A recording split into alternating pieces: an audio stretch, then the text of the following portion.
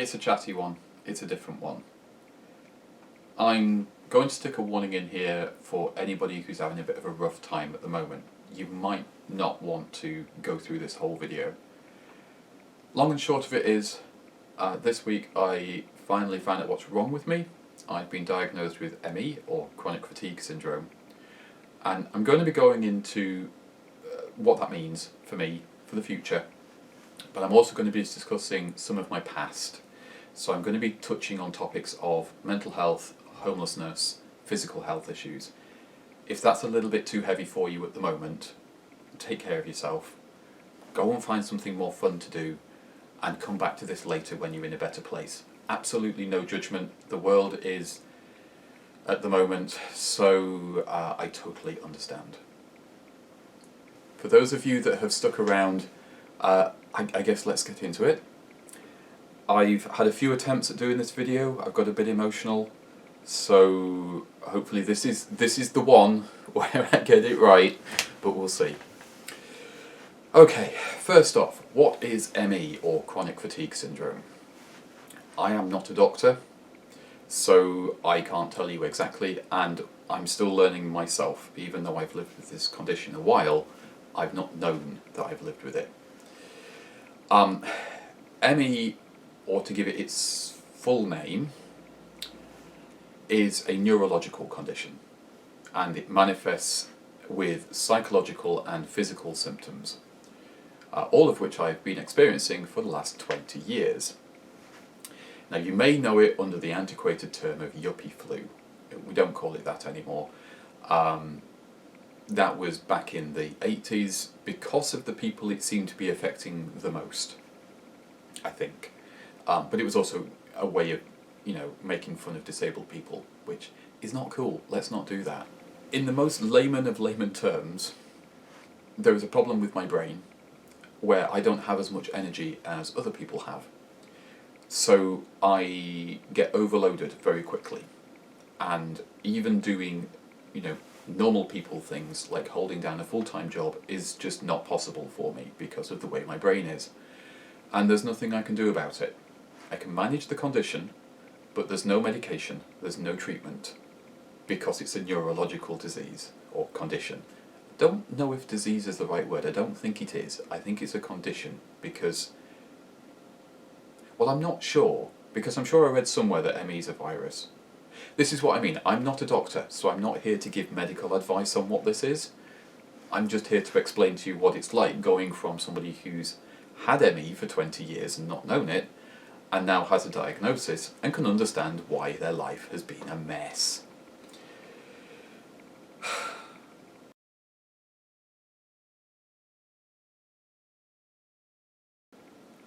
One of the big obstacles ME's presented me with is work. At the moment, I'm a full-time artist, and that means I create artwork, which I've done videos on recently, and I create these YouTube videos where I'm mucking about with old cars, trying to learn how things work and teach other people. That's a big thing for me. I like teaching and I like making things, and I like sharing that knowledge with other people and learning from other people's stuff. I love this job. It's flexible, I can fit it around my condition, and that's what I need. Unfortunately, it doesn't pay particularly well. So I don't actually earn that much for the hours I put in. And I'm not just saying that as a YouTuber, I'm saying that as an artist as well. It's not a very well paid job. So I have tried over the years to do regular employment. Everything from warehouse work to retail work to office work, even a brief stint on the bin lorries. And every single time I've run up against the same problem, which is after a little while, my health starts to deteriorate. It begins with tiredness, and I just can't seem to stop being tired, no matter how much sleep I have. What sleep I do have when I push gets worse, which then just compounds issues. There is the constant pain. Every single video, including this one that you've seen of me, I am in pain. I'm in pain every single day, and have been for 20 years. I thought this was normal. Indeed, the GPs that I've spoken to have also told me this is normal, in a variety of different ways, until recently. It is not normal. So you end up in a situation where you can't hold down a job, you don't have a diagnosis because there's nothing to see, it must just be stress, be less stressed. Good luck with that one. The job centre will only help you so far because you aren't diagnosed with anything, so therefore on paper you are a fit and able individual who isn't trying hard enough. And over the years I've seen the requirements from the job centre get tighter and more ridiculous and more difficult, to the point that I now cannot actually comply with the job centre's requirements. My health will not let me, which is ridiculous. But on the plus side now, I have a diagnosis. So at the recent review I had this week, the work coach I had actually made some provisions for me, which is fantastic. That will see me through to the house move.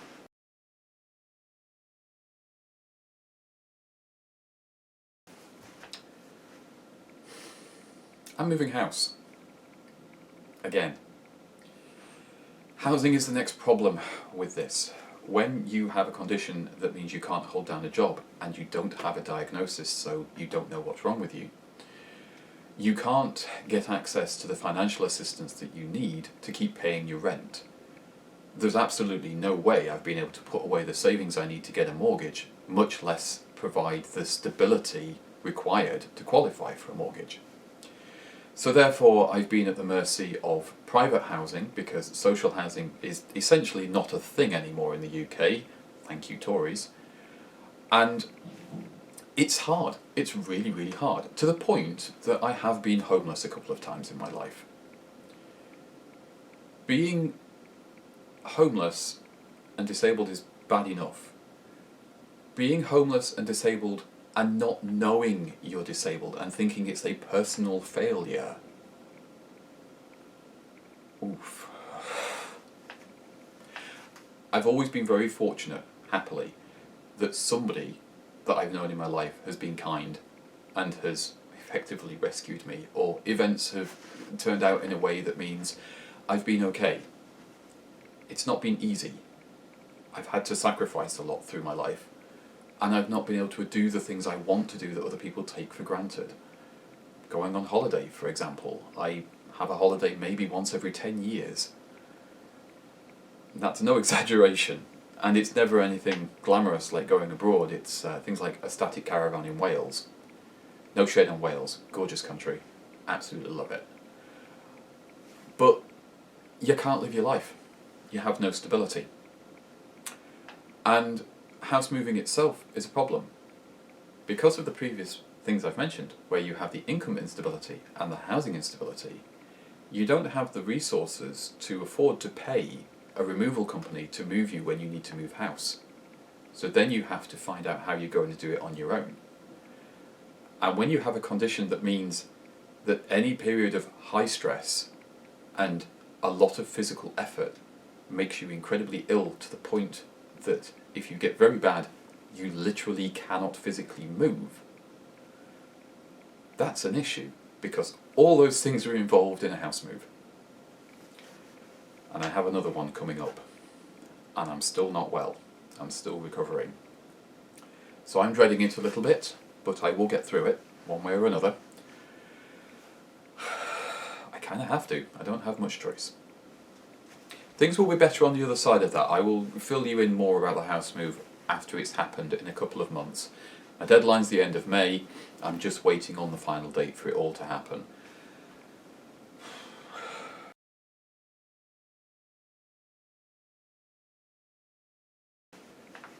What I can tell you is what living with ME is like. I have 20 years of experience living with this condition.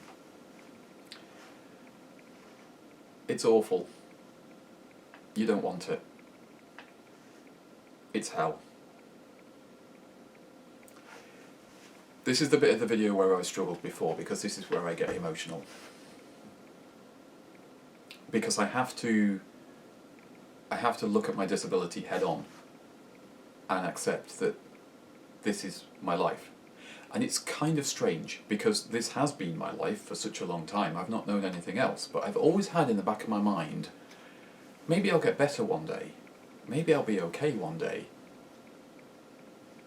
And now, that's incredibly unlikely. The number of things that have to change to manage this condition are immense and requires a level of security financially that I just don't have and will likely never have. Which means I probably will never get well again. So, on a good day, I'm in constant pain. But it's background, I can ignore it. It's like that noise an old CRT telly makes when it's on standby. It's an annoying noise, but you can kind of just tune it out until you notice it and then you can't. That's kind of what my base level pain's like all the time. I'm always tired. I'm tired right now. I'm tired every single day. It doesn't matter how much rest I get, it doesn't matter how easy I take it, I'm always tired. And it's always an effort to do everything, from getting dressed, to making my bed, to brushing my teeth, shopping, all those basic things that you take for granted is effort for me, every day. It never stops.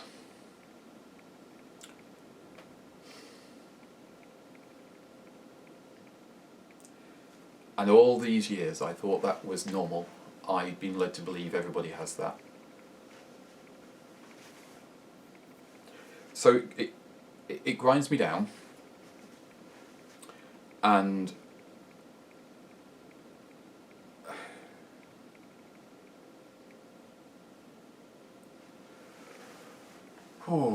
like I say, this bit makes me a bit emotional because normally I just try and ignore it and get on with my day.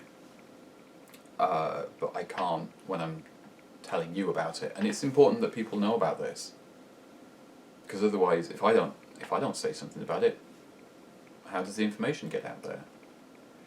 So that's a good day. Anyway, a good day is constant pain and low-level exhaustion all the time. All the videos you've seen of me, yeah, that's the reality.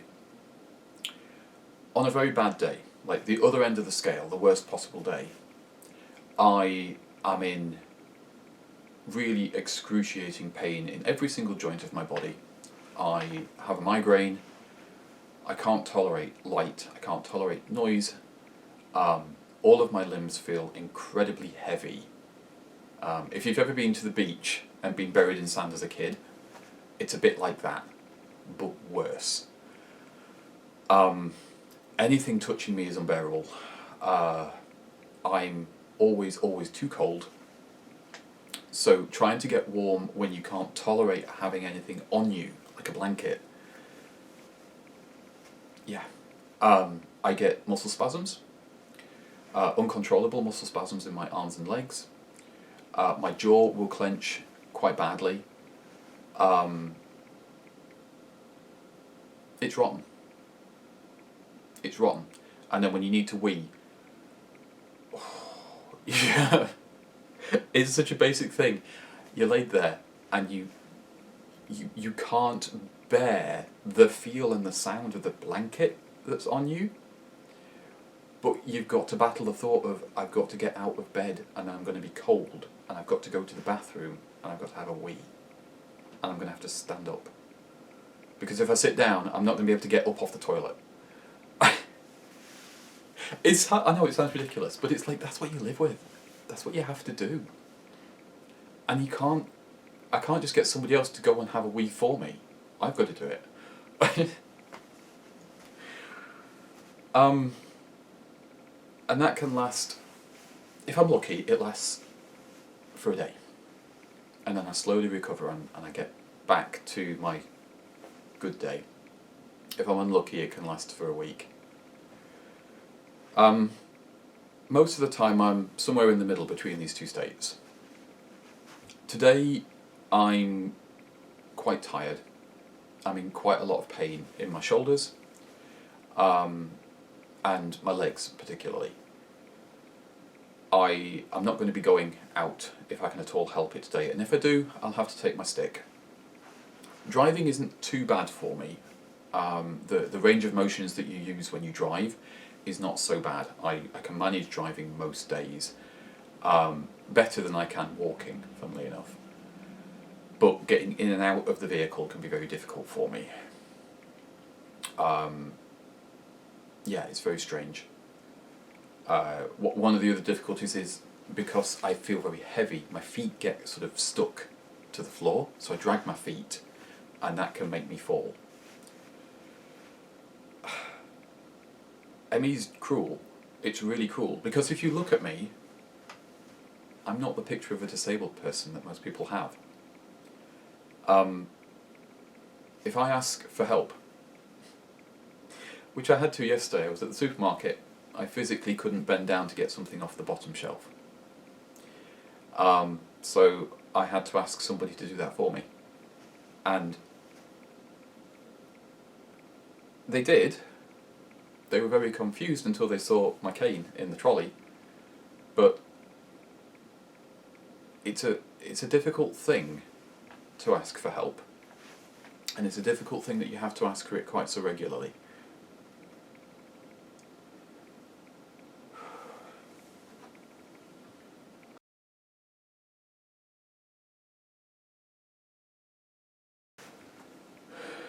There's an emotional toll to all of this. I don't have many real life friends. I've got people I know on the internet, I've got good acquaintances, but actual real life friends, people that I spend time with, I don't have very many. And I likely never will. And the ME is part of that. When you're in a friend group, you probably take for granted the fact that you can go out socialising, you can pop round to each other's houses. A lot of the time, I have to decline invitations to events. I have to decline people visiting me because I'm not able to do it.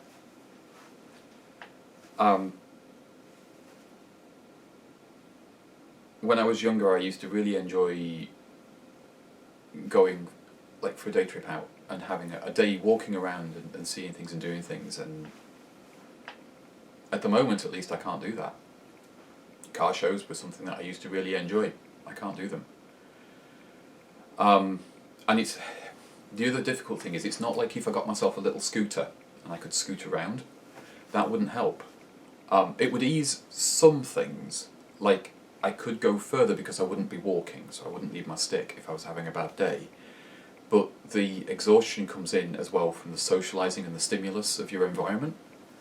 So spending 5-6 hours out and about, at the moment, I can't do it.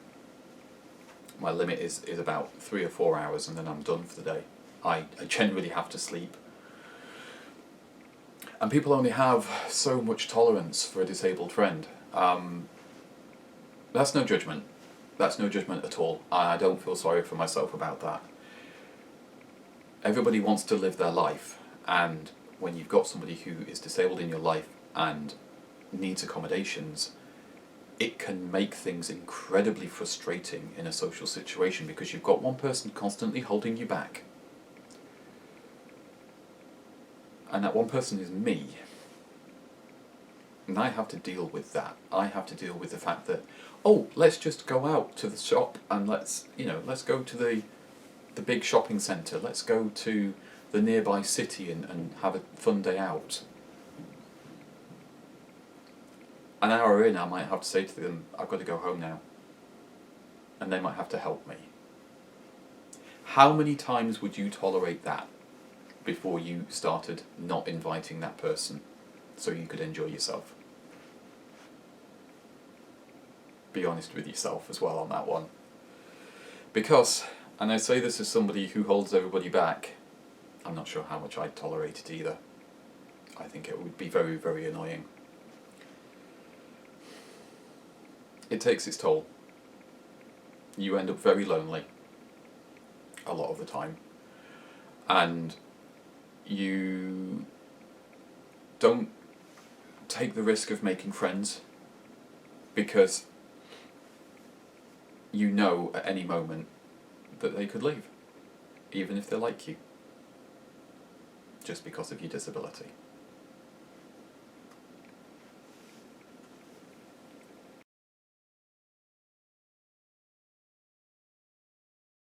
Let's talk about the future. That's the sad bit. The future. Will I get better? No. No, I probably won't get better. Some people do. I probably won't.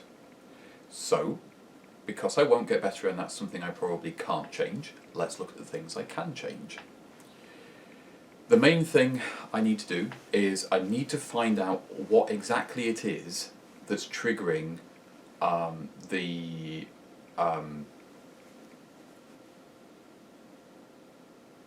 Okay, this is a good example of one of the other problems I have. Sometimes, when I'm talking about something, the words disappear. This is because, at the moment, flare-up. There we go. At the moment, I am still recovering. So, my brain, it's a little bit slow on retrieving information sometimes. I don't know if that makes sense.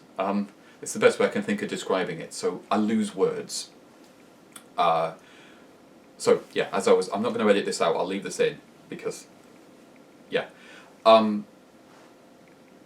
So when I have a flare-up, I need to find out what's triggering that. Now, I know one of the main ones is a daily grind, and the worst thing about this is it does sound a little bit pretentious, because when I say it, people are like, oh, so you don't want to work then? It's like, no, I do want to work.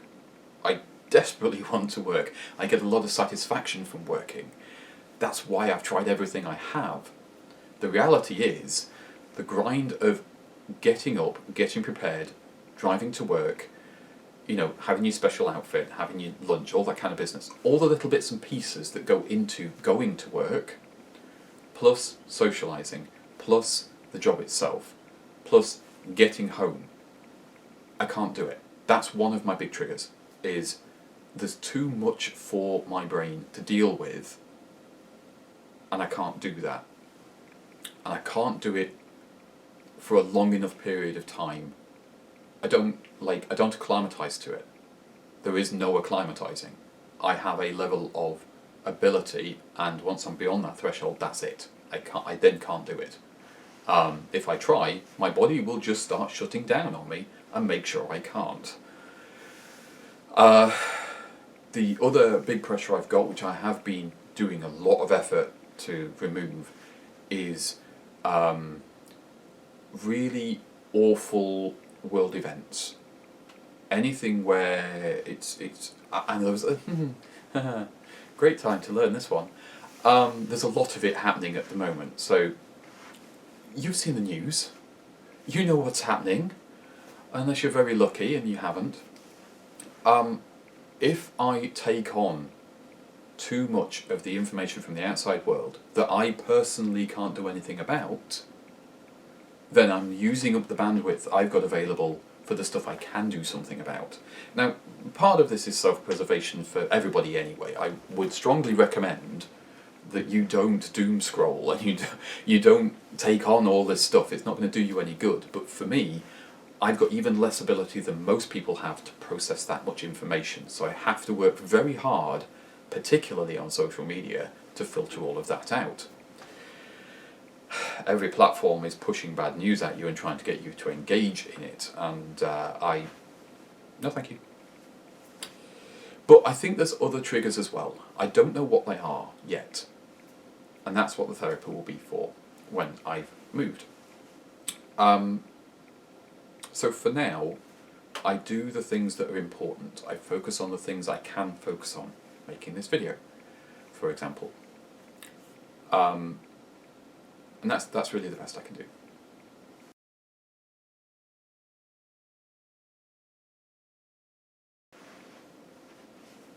Hopefully that gives you some information on what this is like.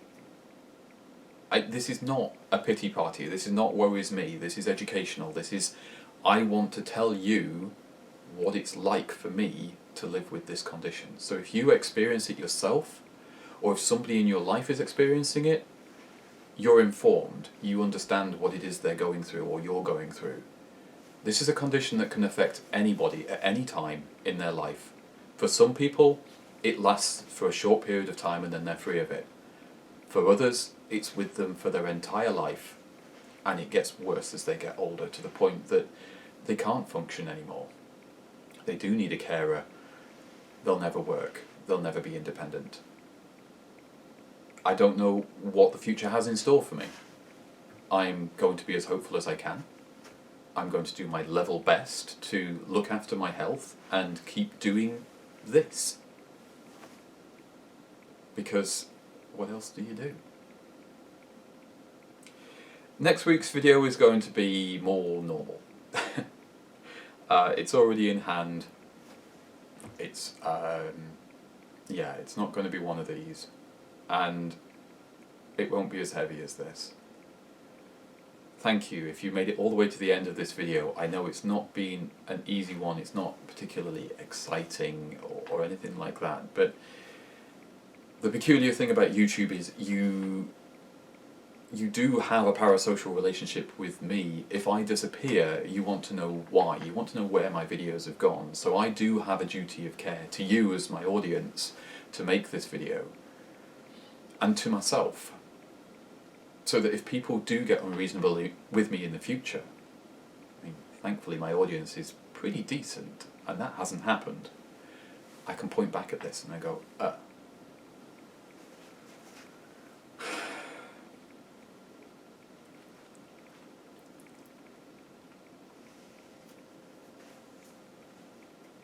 the feels.